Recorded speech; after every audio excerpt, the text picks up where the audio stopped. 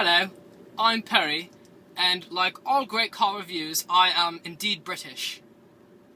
That is funny, I'm just kidding. I'm actually from Germany. This is a 2012 Volkswagen TDI clean diesel, and I would like to review it for today.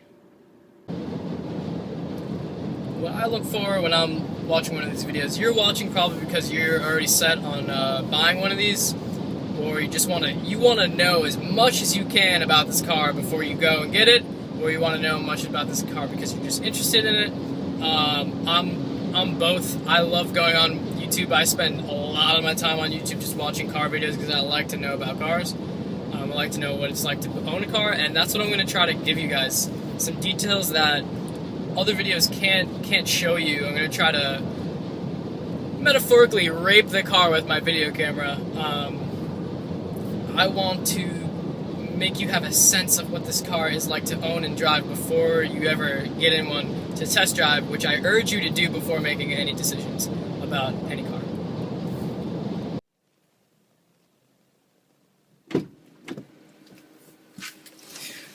Alright, so I have been giving a 2012 Jetta Volkswagen. It is the TDI, the turbo diesel, and I thought, why not make a little review, take a little road trip. Can this do 695 miles on a single tank? We will find out. If you see some clips, may cut in, cut out from like me wearing a different t-shirt, different time of day. I tried to film a review previous to this, but it's hard to make a review, harder than I thought it would be. So please forgive the continuity errors, and let's go for a run. First, I'm gonna fill up on some diesel and check it out. Got a 5-story parking garage to go down. I don't know if you can hear this, but it sounds in this garage. This car makes some cool noises. It sounds like I got a mini F-250 coming. People turn their heads, they're like, "Oh, there's a truck coming, get out of the way." But listen to this. It's not a truck, it's a Jetta. Sorry for the shakiness. While I don't have a GoPro, I do have a iPhone, and I do have a navigation mount to the windshield, so I'm pretty cheap, and this is how I'm doing the review.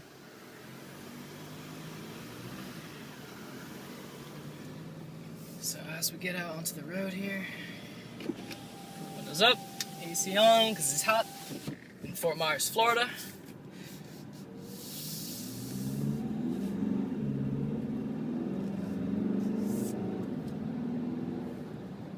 Alright. So a couple things to talk about in this car.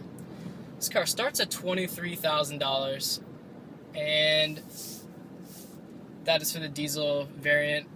And what you'll get with that is 140 horsepower, but a more exciting 236 pound-feet of torque. For a stock figure, a 2-liter engine for any car out of the factory, that's a good number. You do feel the torque. It is very readily available, almost no turbo lag. And this car comes with a DSG gearbox, double clutch, technically a manual, but really an automatic. You do have some good control with it, and I'll talk about how it reacts to driving and things like that a little bit down the road. But $23,000 gets you a lot of car, and enables you to drive very long distance and get 31 miles per gallon in the city and 42 miles per gallon on the highway. Now those are some really good numbers, but what's interesting to me is that the Passat with the same engine gets slightly better gas mileage, and I wonder if that's because of less drag, better aerodynamics. I'm not sure. And the Volkswagen Beetle TDI gets slightly less than this, so I'm thinking that has to do with aerodynamics, something like that. So pull up to the gas station, and there's only one diesel pump, like in most gas stations, about a 7-Eleven. And some guy's blocking the diesel pump with his regular pump, and I have to wait, so drawback. Take note.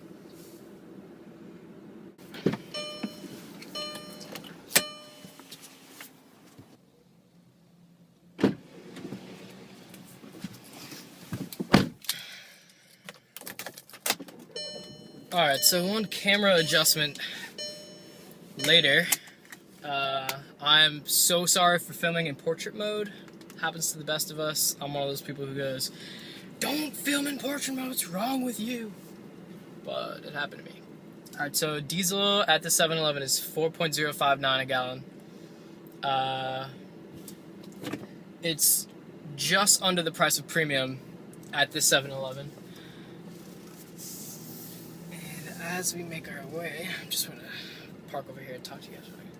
It's interesting, this pump looked so neglected and so used at the same time. This is a pump that got the least amount of maintenance. No one cleans it. It's the dirtiest pump here. All the guys with the F-250s and 2500 HD Chevys use it. Dirty hands after a day of mulching, landscaping, whatever, what have you.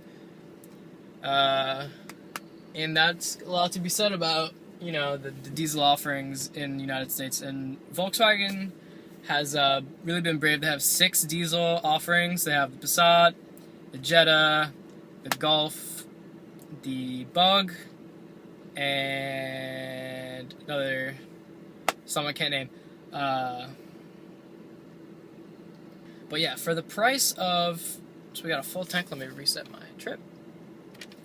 For the price of a little bit under premium, instead of going 25 miles or almost 30 miles, like let's say a 328i on premium gas does 29 miles to the gallon, 30 miles to the gallon on the highway, stretched out to 42 miles on the gallon highway.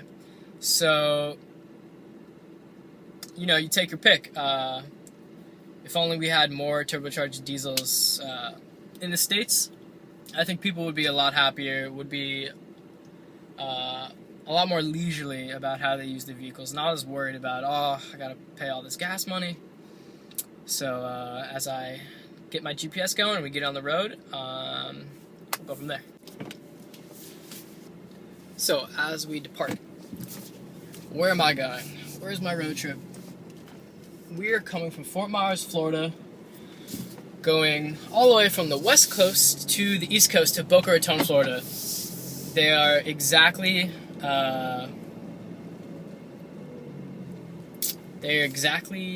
across from each other. Corporate Commerce Way. Thank you, Siri. So, after Siri interrupted, we are going from Fort Myers to Boca Raton, Florida. They are 175 miles apart. So it's going to be a short road trip, but we're going to see what we can get, how many gallons it takes us to go 175 miles. So we're going to make a little U, take I-75, and then go back up a little bit. So let me explain to you guys, as we merge onto the ramp, where I'm coming from. You could say I'm a VW guy. I own a 2011 GTI. I'm stage 1, shipped it, and the thing's a little animal. But it's in the shop, so they gave me a loaner. And I got this. My dad had the previous generation Jetta. I drove that around for a little bit.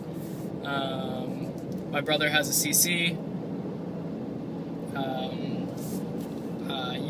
Previous to my GTI, I was driving around a 98 Tahoe for a year as my daily driver, and then a little before that, 93 Jeep Wrangler.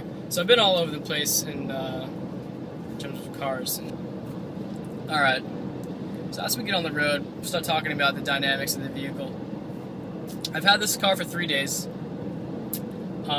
Instant impression is it's such a comfortable car. It's so much more comfortable, more livable than my GTI. It's definitely the suspension. It's very supple, very soft, and it's very, very quiet in here. They do a good job. A lot of the similar attributes to my GTI. Ergonomics in this car, top notch. Steering wheel, you get some soft touch leather. On your armrests, you get some soft touch leather, and the shifter. The interior design, I love the interior design. A lot of people complaining about the materials that they changed from previous generations. Yes, they use slightly less grade materials on the dashboard, but you're not going to be, feeling your dash every day. And you know what? To the eye, it looks pleasing, aesthetically pleasing. It looks fine. So that being said, let's talk about the DSG. In a lot of other Volkswagen's cars, the DSG, it's there to save gas, and it's there to be efficient, and some it's there to be very sporty. It rips shifts like no other. Porsche uses it, Lamborghini uses it. As an alternative to a manual, it's in most cases more efficient than a manual and faster than a manual. So in this application, this DSG just wants to give you good gas mileage. This DSG likes to upshift very quickly and doesn't like to downshift. It wants to hang on to those higher gears to get you the good gas mileage. At times, it does feel sluggish. When you put your foot down, you kind of wait for it to react. But it's not as bad as other cars in this class. I can tell you that much. So I'm cruising about 80 right now, and it doesn't even feel it. And I'm going to step on the gas about a quarter of the way. I'm going to step out at 3/4.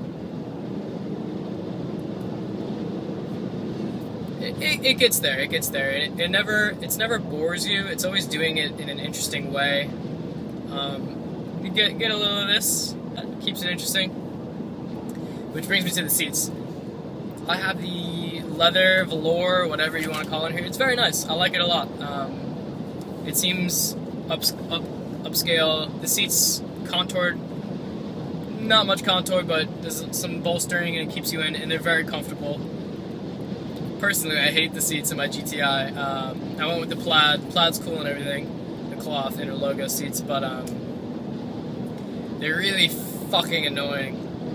My leg, I can't move my leg over because of such heavy bolstering as we get into the left lane. And that's that. The seats, A-okay, and I'll tell you how my rump's doing at the end of this drive. Steering wheel. Very good steering wheel. The steering is light. I expect it to be light in the Jetta, no matter which edition it is. GLI, electric steering, kind of heavy inputs. But in this application, it's very light. So I'm doing about 83 right now. I'm going to set it on cruise to 81. What else can I say about this car? Talked about the gearbox, steering. It's quiet. We need more diesels. Makes cool noises. There's not much else. You get a lot of room in the back seat. I'm pretty sure it's class leading in the trunk. A huge trunk. You can fit five Mafia bodies in there. Probably pretty easy. You have some nice trim on the dashboard. Soft touch plastics, and then around the AC vents, very familiar semi-brushed chrome aluminum accent. They're very nice. You see them in the CC and the Passat, some upper level stuff. The sound system, it's pretty much the stock unit you'll see in all Volkswagens, and it's not bad. The Premium 8 is a very good choice, though. I would recommend doing that. It's more fun to drive a slow car fast than a fast car. Or it's more fun to see a slow car go fast than a fast car go fast, that's for sure. And in some cases, in some situations, I just like driving, beating the shit out of a car with floppy suspension. Is more fun than beating the shit out of a car that's meant to handle things. So when you throw everything at a car and it can take all of it, it's not really that fun.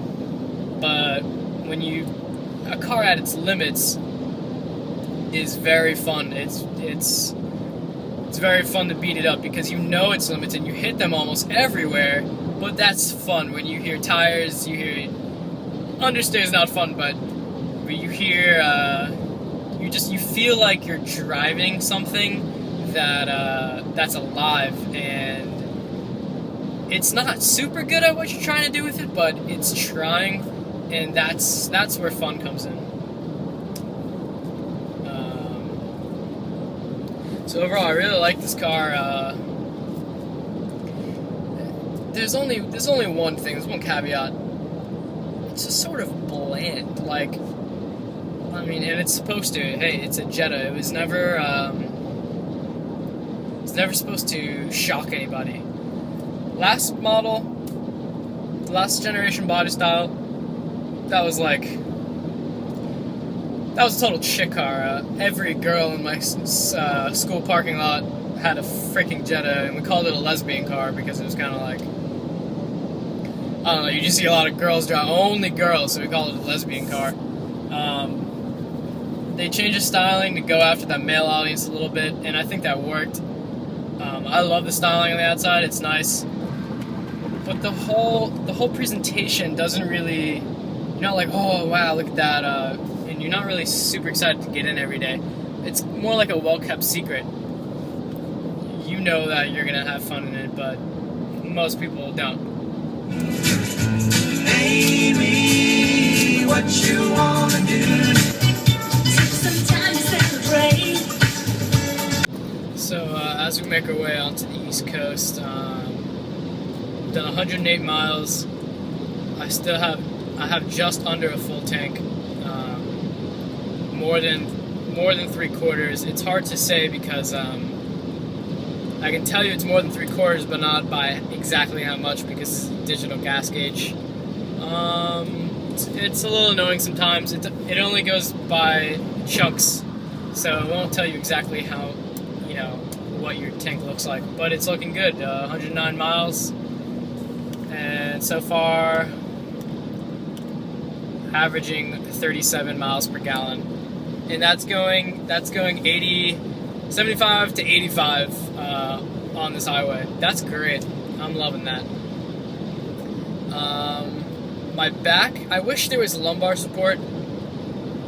Seats don't have lumbar support. They have tilt manually. It's a really funky tilt manually. You have to kind of look for it. Once you find it, you know where it is. And an up-down. This way and that way, but no lumbar. And that, my back just gets kind of, I need to get out and stretch a little bit. So that's where I'm going, Coral Springs North, West Palm Beach.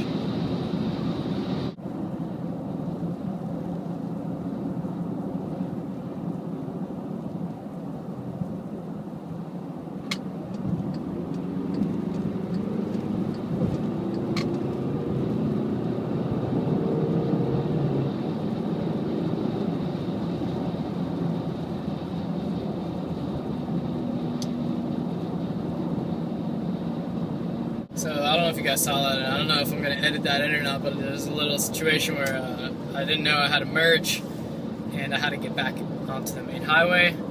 I was going on an off-ramp, and the torque came on really fast when I needed it. I was going 65, and got where I needed to be very smoothly, very safely, very efficiently. And I don't feel like I'm James Bond, but at the same time, it got me where I needed to be. So passing power, that 236 pound-feet of torque, doing a great job. Another toll, god damn it. I feel like this is the same guy that I paid at the toll on the West Coast.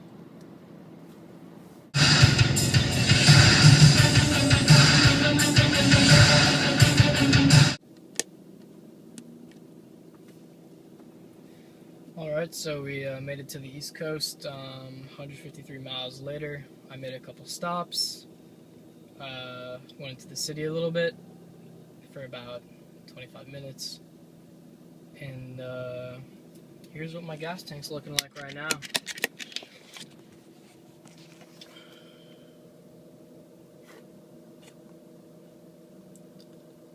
Very impressive, averaging 37.4 miles per gallon. This has got a 3/4 of a tank left, and I've traveled 150 miles. and I think that's great. So, at the end of my journey, overall, I'm very impressed with this car. A few nuances, though. At high speeds, the steering could be pretty vague, especially in long turning banks. I had to put a lot of input in sometimes. It was a little bothersome. Nothing really to worry about, though, if you need directness all the time. I noticed that there is no button to turn the traction control off. You know, what are you going to do, I guess? The Jetta TDI fits like a glove. Despite its downfalls like dismal steering feedback and inability to turn the traction control off, my 600 miles plus with the Long Ranger were pretty blissful. In no way is this a driver's car, but it is one seriously good commuter. I really do love this car. It's comfortable, utilitarian, and may I dare say fun. This car makes me wonder why Volkswagen even offers that old 2.5 liter 5-cylinder. It's less efficient and less powerful than the TDI. Granted, it's a bit more expensive at over $6,000 more than the base Jetta. But with the ability to put 695 miles on a single tank combined with 246 pound-feet of torque, I don't think you'll mind at all. The turbo diesel unit is pretty superb. It takes the compact sedan to a whole new level. While it costs the same as the GLI and is less sporty, it's better at being a Jetta than the GLI could ever wish to be. The idea of the Jetta is to be economical, comfortable, relatively low priced, and offer all those VW perks that other cars in this class just can't. And let's face it, the 22 miles per gallon the GLI offers in the city, by today's compact car standards, barely qualifies for economical. If it's track days you want, stick with the FRS. That being said, Jetta is a lot like your first dog. He might not say much, but somehow you always know what he's thinking, making every moment pretty special. With the engine noises reminiscent of a mini F-250, when he does bark at the doorbell, instead of "shut up," the response is, "Wow, what a cool noise. Good boy." Thus leaving the question, what more could you ask of man's best friend?